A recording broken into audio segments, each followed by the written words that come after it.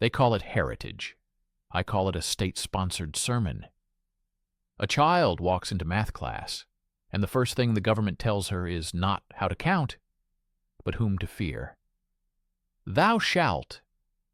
The chalkboard hosts algebra. The wall now hosts Sinai. And we're supposed to pretend this is neutral? I'm Veritas Vox, and I'm taking a side. When the state hangs the 10 Commandments in a classroom, it isn't honoring faith. It's weaponizing it. The glory of revelation becomes decor for a culture war, a sacred code flattened into a poster beside the fire drill map. Picture the room. A Jewish kid recognizes a different ordering than his synagogue uses. A Catholic girl wonders why the numbering shifted again. A Muslim boy respects Moses, yet knows this isn't his scripture's cadence. An atheist kid reads "No other gods" and feels the ceiling lower. The teacher smiles, insists no one is forced to pray. Yet the state has already prayed on their behalf by choosing a text, a translation, a theology. That is not education. It's catechism by interior design. "Render unto Caesar the things that are Caesar's," Jesus said. But the tablets aren't Caesar's. They are covenant, not a civics poster. Put them under state custody, and you turn the living word into state property. You turn worship into wallpaper. The commandments command hearts. Walls only coerce glances. If conscience means anything, it means the holiest words don't arrive on a government nail. There isn't one 10 Commandments. There are families of them. Exodus 20 and Deuteronomy 5 speak with near-twin voices, but not identical weightings. Jewish, Catholic, and many Protestant traditions number them differently. Translations bend the verbs, polish the poetry, sharpen or soften the edges. The moment a legislature chooses a version, it hasn't honored our heritage. It has taken sides in a centuries-old internal Christian and Jewish debate and declared a winner by statute. That's theology by subpoena. Consider 2 kids in the same classroom. One grew up hearing, "You shall not make for yourself a graven image," as its own command. Another learned that prohibition folded into the first. When the state prints the text, it canonizes one conscience over another. Or take the divine name. Will the poster sidestep tetragrammaton reverence with a bland "the Lord"? Or transliterate what some traditions avoid pronouncing aloud? Every typographical choice is a creed in miniature. Lawmakers insist the display is historical, not devotional, yet the words themselves are not neutral artifacts. "No other gods before me" is not a museum caption. It is a demand of ultimate loyalty. The state cannot hang a hierarchy of gods or godlessness without stepping into worship's sanctuary. Even if a court decides the display passes some clever test of secular purpose, the child's heart knows better. The government did not post Hammurabi. It posted holiness. If the state picks a canon and a cadence, minorities learn a lesson louder than any classroom lecture. You are guests here, tolerated so long as your creed fits the frame. That is not civil religion, it's civil incision, cutting conscience along denominational lines and calling it unity. Coercion doesn't always bark. Sometimes it frames and hangs. A classroom is not a marketplace of ideas. It's a captive audience under compulsory attendance. The state chooses the room, the desks, the clock, the flag. Add Holy Writ to the wall and the room tilts. No announcement required. The message oozes through routine. Take notes, pass tests, and behold your government's sacred text. Defenders say, no one is forced to recite it. But the pressure isn't performative. It's atmospheric. A child stands to pledge, then stares at a commandment that condemns images while the art teacher assigns still life sketches of a bronze statue. Another reads, "Remember the Sabbath," and wonders why Saturday church earns side eyes on school calendars. A third child, trying to parse no other gods, hears a classmate sneer. "See? Our way is the real one." The poster becomes a permission slip for piety, weaponized as social capital. Teachers will be told to remain neutral, to dodge questions with scripted lines. Ask your parents. We don't discuss theology here. Yet the state has already discussed theology by choosing the display. Neutrality after the nail is theater. The wall preaches even when the teacher refuses to. And when conflict erupts, when the Hindu or secular parent objects, guess who bears the heat? Not the legislators who stage the spectacle, but the local school.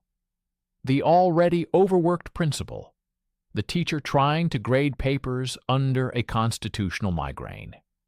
The commandments call, "Do not bear false witness."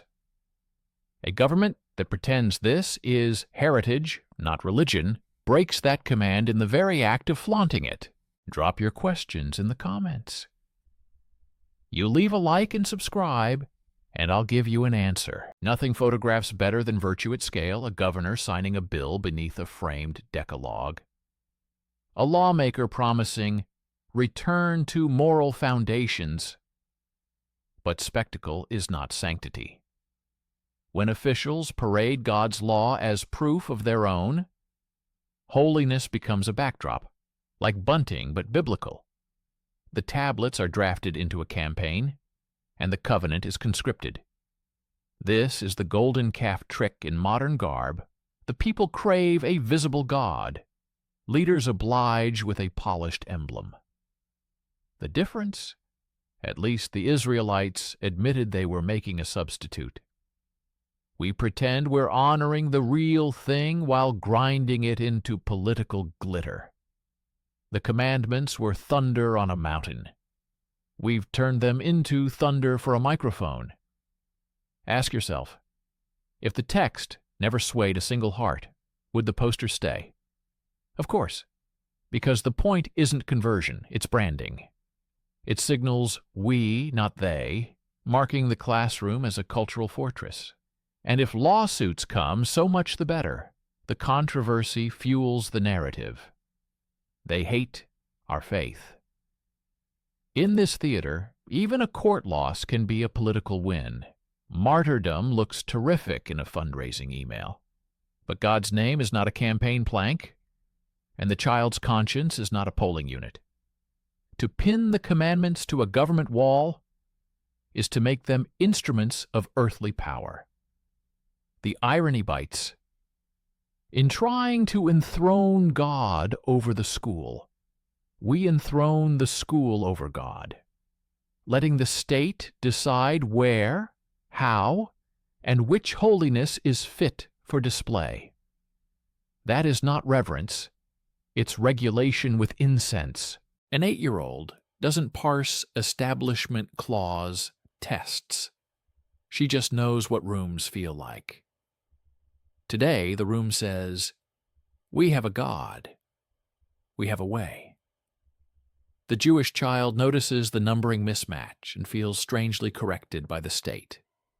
The Catholic child wonders why sacred language has been flattened to fit civil wallpaper.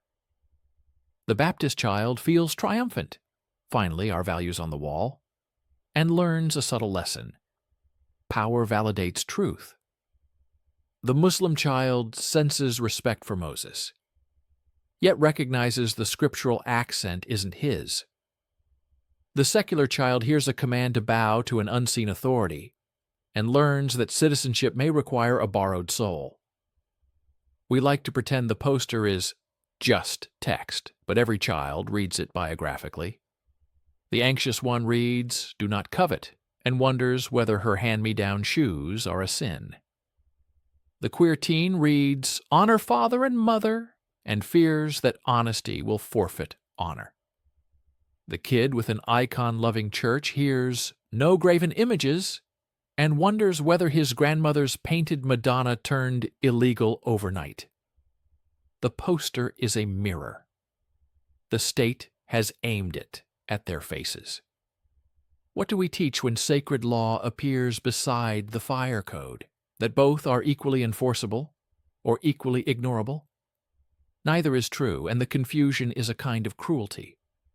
Holiness demands the freedom to accept or refuse. Government demands compliance. Mix them, and you mar both.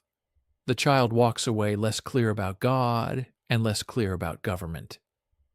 And that, perhaps, is the greatest loss of all. Theologies at gunpoint don't stay theological for long. Any time a government borrows a pulpit, it learns to prefer the parts of Scripture that sanctify itself. Yesterday it was kings draping divine right over taxation. Tomorrow, it's school boards draping divine law over identity. Whenever power proof texts, neighbors become suspects and dissent becomes sin. Yes, moral law shapes civilization, but civics cannot consecrate it. The moment officials curate holy text for public display, they assume the priesthood of selection. Which verse, whose translation, what font, what size, what omission? Priests wear vestments, bureaucrats wear lanyards. The authority is the same. We decide what God will say here. That posture curdles even the noblest intention. The better path, for both faith and freedom, is fierce distance. The Church keeps her Scripture alive by proclamation, sacrament, and community. The state keeps her classrooms alive by cultivating critical minds, not curated creeds. When each stays in its lane, both flourish. When they fuse, both decay. Piety becomes propaganda. Policy becomes providence. And once children learn that God rides into school on a legislative chariot, they will confuse disagreement with disloyalty to God, to country, to class. That is a burden their spines should never have to bear. The commandments are not fragile.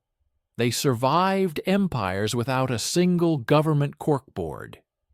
It is we who are fragile, so desperate for moral clarity that we outsource it to posters. Civil law trains behavior. Divine law trains being. One manages traffic, the other orders love. The commandments belong to the latter realm. Addresses to the inner person, to desire and worship in truth. Hang them by statute, and you demote them into signage, as if do not covet were a hallway rule, and remember the Sabbath a bell schedule. The state can compel quiet. It cannot command holiness. If you doubt the difference, try this thought experiment. Could a classroom poster make you love your enemy? Could a government font teach you to stop lying to yourself? Could a laminated decal smother envy before it flickers? Number. These are surgeries of the soul, not bullet points for a civics quiz. The state has every right to hang laws it can enforce. It has no right to costume God's voice as one of them. That costume deceives the pious and alienates the skeptical, and it does nothing to heal the human heart. We have confused the aura of holiness with its power. Holiness cannot be outsourced to graphic design or enforced by administrators. The child who meets the living God will not need a poster. The child who never does will not be persuaded by one. Faith thrives when it is preached, embodied, and freely received. It withers when managed. If you truly love the commandments, keep them off Caesar's hook. I will not flatter the lie that a government can sanctify a classroom by nailing God to gypsum. The state can fund buses and books. It cannot broker covenants. The more it pretends to, the more it turns revelation into rhetoric and kids into collateral. If your faith needs the governor's signature to stand upright, it was never kneeling to begin with. The 10 Commandments are thunder addressed to the inner room of a human being. Let them be as vast as they are. Schools can teach history, ethics, debate. Churches and synagogues can proclaim holiness, form conscience, baptize desire in living water. When the state plays priest, it profanes what it touches and divides those it claims to unite. And beneath the confetti of victory bills and courtroom brawls, one small soul keeps glancing up from long division to read, "Thou shalt," and wonder whose voice is really speaking.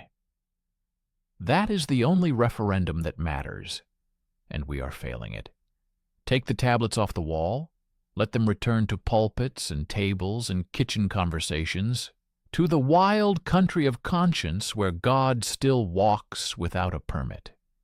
If they rule us at all, let it be by awakening, not by adhesive. Classrooms can do their holy work, teaching children to think. Sanctuaries can do theirs, teaching them to love. And the state? Let it be humble enough to know the difference. I am Veritas Vox. If the commandments are written anywhere, let it be not in Helvetica on drywall, but in flesh, where no legislature can erase them, and no lawsuit can take them down.